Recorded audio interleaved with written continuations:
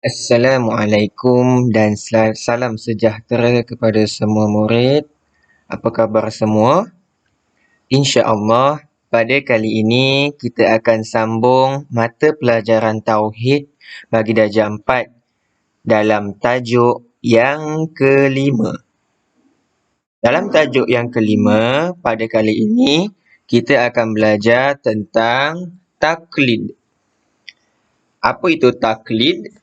Okey, sebelum kita meneruskan sesi pembelajaran kita, saya akan menerangkan sedikit berkaitan dengan objektif bagi pelajaran taklid ini. Okey, yang pertama. Yang pertama, murid-murid dapat menyebut pengertian taklid dengan betul. Yang kedua, menyatakan bahagian taklid.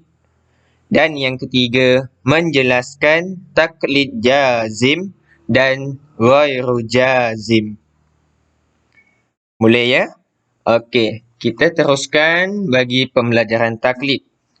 Yang pertama, iaitu pengertian taklid. Apakah yang dimaksudkan dengan taklid? Taklid bermaksud mengikut perkataan orang lain dengan tidak mengetahui dalil dan keterangannya. Saya ulang sekali lagi. Mengikut perkataan orang lain dengan tidak mengetahui dalil dan keterangannya. Yang bermaksud tidak mengetahui dalil di sini ialah kita dengar, kita dapat apa yang orang cakap ataupun apa yang diperkatakan oleh orang lain tanpa ada bukti ataupun pengukuhan yang betul. Itulah yang dimaksudkan dengan taklid. Okey, seterusnya. Bahagian taklid. Taklid terbahagi kepada dua bahagian. Yang pertama ialah taklid jazim. Taklid jazim. Dan yang kedua ialah taklid ghairu jazim. Taklid ghairu jazim.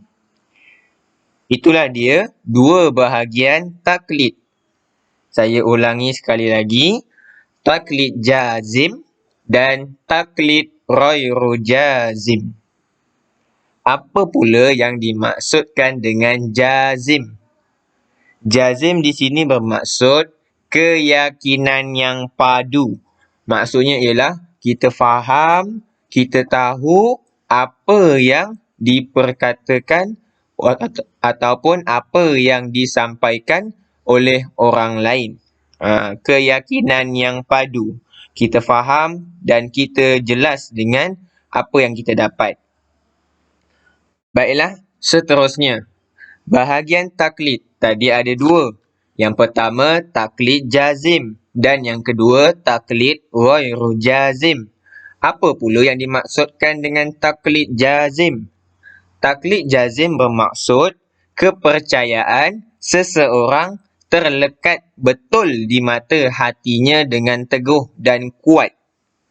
Dan hukumnya ialah sah iman di sisi Ahlus Sunnah wal Jamaah kerana mempunyai jazam. Manakala taklid ghairu jazim bermaksud kepercayaan seseorang itu tidak teguh dan lemah. Dan hukumnya pula tidak sah iman kerana kepercayaannya mempunyai syak, zon atau waham. Itulah dia penjelasan berkaitan dengan bahagian taklid. Secara ringkasnya, taklid ini adalah kepercayaan seseorang terhadap sesuatu perkara yang memiliki dalil ataupun sebaliknya. Seterusnya, hikmah taklid. Hikmah taklid pula ialah yang pertama, orang yang bertaklid sentiasa di dalam bahaya dan hanya bergantung kebenaran itu atas orang yang diikutinya, sama ada guru ataupun sesiapa sahaja. Yang kedua, hendaklah bersungguh-sungguh menuntut ilmu aqaidul iman yang sahih. Maksudnya yang benar, yang betul. Dan yang ketiga, sentiasa meningkatkan keteguhan iman dan akidah dalam hati dan jiwa manusia. Jadi itulah 3 hikmah mempelajari ataupun mengetahui tentang taklid. Seterusnya, saya telah menyediakan beberapa latihan kefahaman kepada semua murid. Yang pertama, tuliskan pengertian taklid. Yang kedua, senaraikan 2 bahagian taklid. Yang ketiga, nyatakan perbezaan taklid jazim dan taklid ghairu jazim. Dan yang keempat, apakah hukum taklid jazim? Baiklah, itu sahaja pembelajaran kita pada hari ini yang bertajuk taklid. Sekian, wassalamualaikum warahmatullahi wabarakatuh.